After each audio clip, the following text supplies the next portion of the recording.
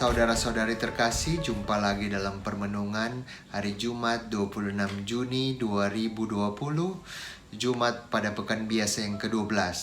Kita sudah biasa mendengar bahwa iman sebesar biji sesawi dapat memindahkan gunung.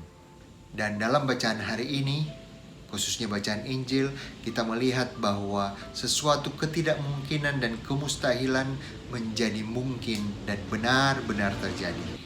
Hal itu berarti bahwa keajaiban benar-benar terjadi oleh karena iman.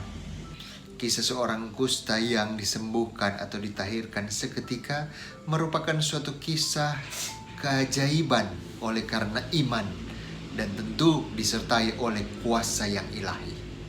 Lantas, siapakah aktor-aktor yang menjadikan keajaiban ini sungguh-sungguh terjadi? Pertama adalah si pria yang sakit kusta ini tentunya. Orang yang sakit kusta selalu akan diisolasi atau diisolir oleh orang-orang di sekitarnya. Mengapa?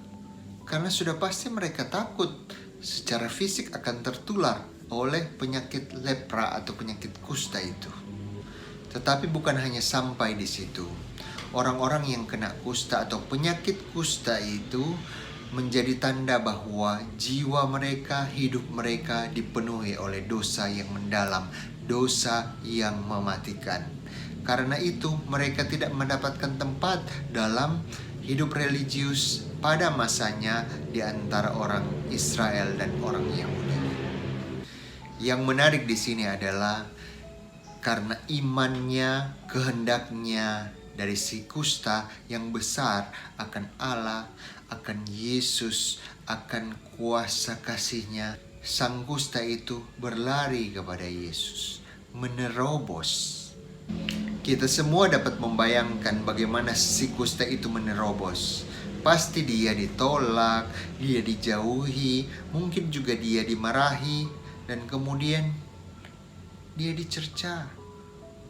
Tetapi dia tetap datang kepada Yesus, dia tetap menghampiri Yesus, dia terus menerobos dan bertemu dengan Sang Hati Kudus.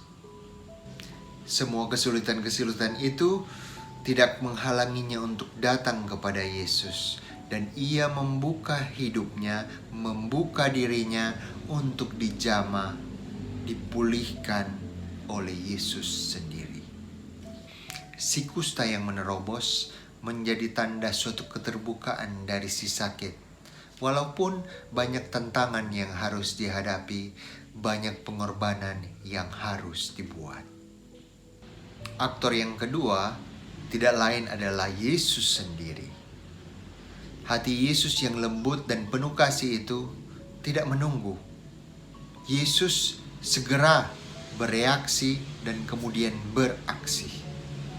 Tanpa hitung-hitungan, Yesus langsung menyatakan, "Aku mau, jadilah engkau tahir." Kehendak, hati, dan aksi dari Yesus merupakan suatu keselarasan yang sangat tinggi. Dan ini menunjukkan suatu kepribadian dari Yesus yang sungguh-sungguh punya perhatian, kasih yang besar kepada semua manusia, terlebih kepada mereka yang berdosa, apalagi kepada orang-orang yang bermohon kepadanya. Karena itu saudara-saudaraku yang terkasih, marilah kita selalu mengucap syukur kepada Tuhan. Kita memperoleh Allah yang sungguh berbelas kasih dan mencintai kita satu persatu. Dan marilah juga kita setia selalu kepadanya sebagai sumber kekuatan dan kehidupan kita yang memberikan kelegaan, penghiburan, tetapi juga penyertaan yang tak henti-hentinya, tak putus-putusnya. Semoga demikian. Tuhan memberkati Anda semua. Dalam nama Bapa dan Putra dan Roh Kudus.